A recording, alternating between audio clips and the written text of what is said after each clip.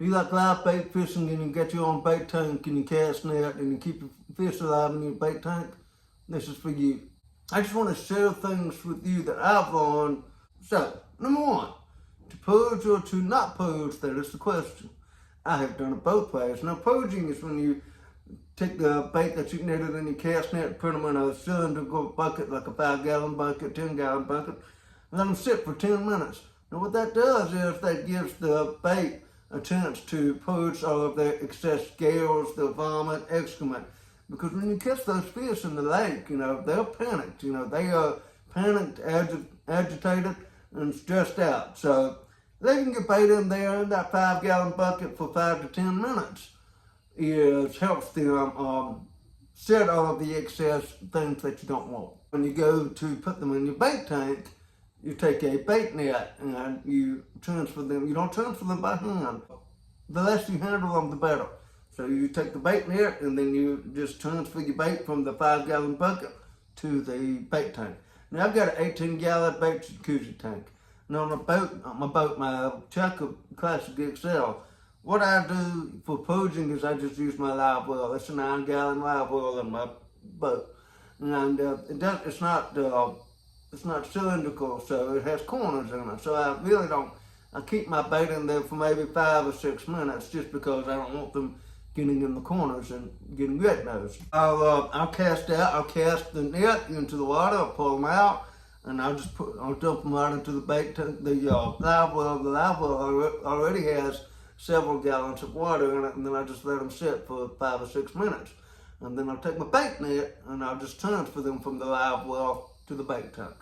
I've done it both ways, taking the net directly from the lake into the bait tank. I will go ahead and say that the purging method has worked the best for me. I've been able to keep my bait alive, number one. I've been able to keep them lively, and they've been lively, they've stayed lively for several hours, and I'm talking 5 or 6 hours. So purging is the way to go in my experience. I will always purge from now on. Now, another thing I do with my bait tank, I've gone without putting salt in there. I put salt in there. Salt works. The non-iodized salt that you buy at Lowe's, you can buy a 40-pound bag for, $7, $8. That stuff works. I always have some on hand. I take like a pint mason jar and I'll fill it with salt. Whenever I go out to the lake, I'll get the water, I'll get the bait tank full, I'll get the pump on, I'll put the salt in there before I put the bait in. If you're like me, sometimes you will go catch your own bait, and some other times you'll go buy bait. So when I do go get the bait, if I know I'm going to get bait at the bait shop, what I'll do is I'll clean the bait tank out. Dump all of the lake water out of your bait tank, but if you don't clean it out, you will have residue left over when you go to get the bait shop. The water quality won't be as good. So always when you go buy bait, make sure you rinse that bait tank out. Now, if you're just catching bait in the lake, you don't have to do that because it's the same lake water, it's the same quality. But when you go by the lake, especially at the shop I go to, Lake Hartwell Outdoor Center, that water quality is just excellent. And I don't want to do anything to contaminate that water. I have tried keeping shad alive overnight. I have tried that. It doesn't work out well. So, it just doesn't work well. And so I tried that once, and I think out of a few dozen, I might have had 2 or 3 left. So that was a one and done thing. I don't do that.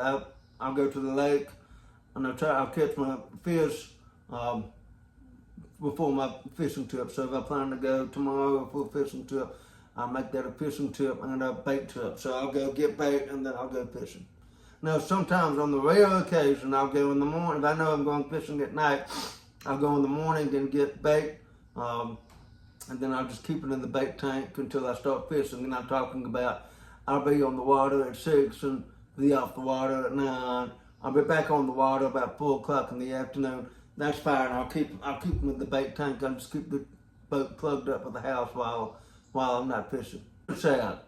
Gizzard shad are notorious for producing a lot of waste, a lot of excess scales, a lot of vomit, and a lot of excrement because they're very difficult to keep alive, even more so than thread pin shad. I have better luck keeping thread pins alive than I do gizzards, especially the big ones, the big 10, 11, 12-inch ones.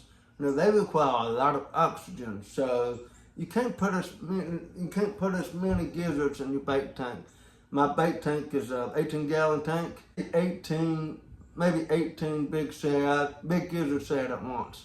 But no more than that, no more than one big fish per gallon of water. Now, if you do keep gizzard shad in your bait tank, you will want to rinse it out every time, because I have learned that when I put gizzard shad in my bait tank, even if I just dump the water out and it all dries, there's a nasty film that coats the inside of the bait tank, and that's just not good news for the thread pins that you put in on your next trip. So I have learned that. So what I do now is, if I plan on catching gizzard shad to go catfishing, I'll just put them in a cooler with ice. Otherwise, if I catch gizzard shad in my net, I just throw them right back in the lake. Another thing with gizzard shads, do not combine the gizzard shads with if you get herring at the bait shop. If you get herring at the bait shop, do not put gizzard shad in there. I don't put it in there, period.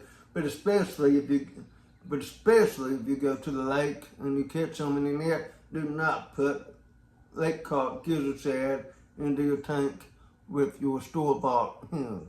That's for anything really. Do not combine bait that you caught from the lake with the bait that you bought. I think I have in my bait tank, I have found that helps me out a lot, is having a floating pool thermometer. I've got it in my bait tank. It tells me what the temp is inside the bait tank. And through the process of trial and error and observation, looking at my bait, I kind of know when I need to start putting frozen ice bottles in the bait tank to cool the water down. I don't. Some guys will put ice cubes straight in the water. I've done that, and I've done frozen water bottles. Frozen water bottles, to me, seems the way to go. It seems like I just keep more bait alive. The bait that I do have alive stays livelier for a longer period of time. If you do catch your own bait in the bait tank, always remember, the less hands they have on them, the better. Or catch them in your cast net, empty and pose them into the live well, and then transfer them to your bait tank after about 5 or 6 minutes. And if you've got like a 5-gallon bucket or something, you can leave them up for up to 10 minutes. I just don't, because I have corners in my live well. But every time I transfer them, I don't touch them with my hands. The only time I touch the fish with my hands is when I go to hook them onto the rod. So every time I transfer them, I use a net. I hope this has helped. If you'd like to see more videos about this stuff, let me know. Please consider subscribing to the channel, giving me a comment, giving me a like. Let me know what you would like for me to do a video on. You know, all of these videos are just things that I've learned through experience and my personal experience. It might not work for everybody. It works for me, and it might work for you too.